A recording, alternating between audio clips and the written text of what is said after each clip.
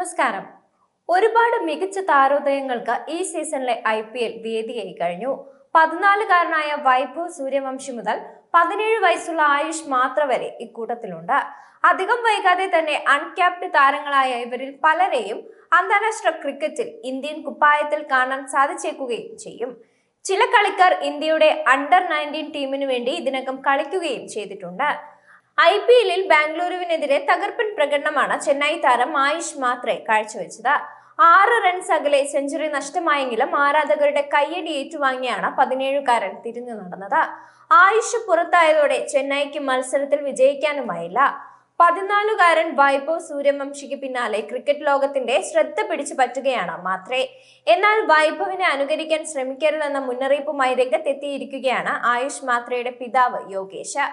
രണ്ടുപേരും വ്യത്യസ്ത തരത്തിലുള്ള ബാറ്റർമാരാണെങ്കിലും വൈഭവുമായി ആരെങ്കിലും താരതമ്യം ചെയ്യുന്നുണ്ടെങ്കിൽ അത് മനസ്സിൽ വെക്കരുതെന്നും ഞാൻ ആയുഷിനോട് പറഞ്ഞിരുന്നു. വൈഭവിനെ അനുകരിക്കാനോ അവൻ നേടിയതുപോലെ സെഞ്ചുറി നേടാനോ ശ്രമിക്കരുതെന്ന് കൂടി പറഞ്ഞു. വെറുതെ സമ്മർദ്ദത്തിലാകേണ്ട യാതൊരു കാര്യവുമില്ല.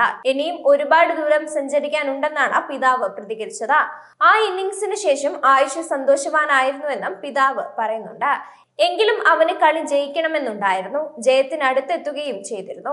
മത്സരശേഷം ധോണിയുമായും സംസാരിച്ചു. അതിന്റെ ആവേശത്തിൽ കൂടിയായിരുന്നു അവൻ. നന്നായി കളിച്ചെന്നും ഭാവിയിൽ ഇനിയും കളിക്കണമെന്നും ധോണി പറഞ്ഞു. ആയുഷിന്റെ കഴിവിൽ ധോണി വിശ്വാസം അർപ്പിക്കുന്നുണ്ടെന്നും യോഗേഷ് കൂട്ടിച്ചേർത്തു. കഴിഞ്ഞ ദിവസം ബംഗളൂരുവിനെതിരെ 48 പന്തുകളിൽ 94 റൺസാണ് താരം നേടിയത്. 5 സിക്സുകളും 9 ബൗണ്ടറികളും മാത്രയുടെ ഇന്നിംഗ്സിൽ ഉൾപ്പെടുന്നുണ്ട്. IPL-ലെ അരങ്ങേറ്റം തന്റെ സ്വന്തം സംസ്ഥാനത്തെ പ്രതിനിധാനം ചെയ്യുന്ന മുംബൈ ഇന്ത്യൻസിനെതിരെയായിരുന്നു. 3-ാം നമ്പറായി ഇറങ്ങി 15 പന്തിൽ 32 റൺസ് നേടി താരം തന്റെ ക്ലാസ് തെളിയിച്ചു.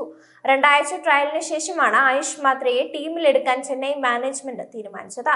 മെഗാ താരലേലത്തിൽ മാത്രയുടെ പേര് ഉൾപ്പെട്ടിരുന്നുവെങ്കിലും അൺസോൾഡ് ആയി. പിന്നീട് റൗണ്ട് ട്രയൽസിലാണ് ചെന്നൈ മാത്രയെ സ്വന്തമാക്കിയത്.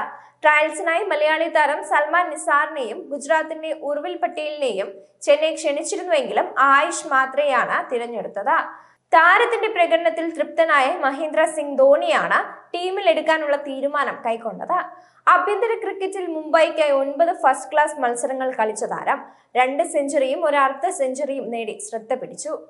മുംബൈക്ക് 7 A-ലിസ്റ്റ് മത്സരങ്ങളും കളിച്ചു. നാഗാലാൻഡിനെതിരെ നേടിയ 181 റൺസാണ് ടോപ്പ് സ്കോർ. വിജയ് ഹസാരെ ട്രോഫിയിൽ സൗരാഷ്ട്രയ്ക്കെതിരെ 148 റൺസ് നേടിയതും താരത്തിന്റെ മികവിന് തെളിവാണ്.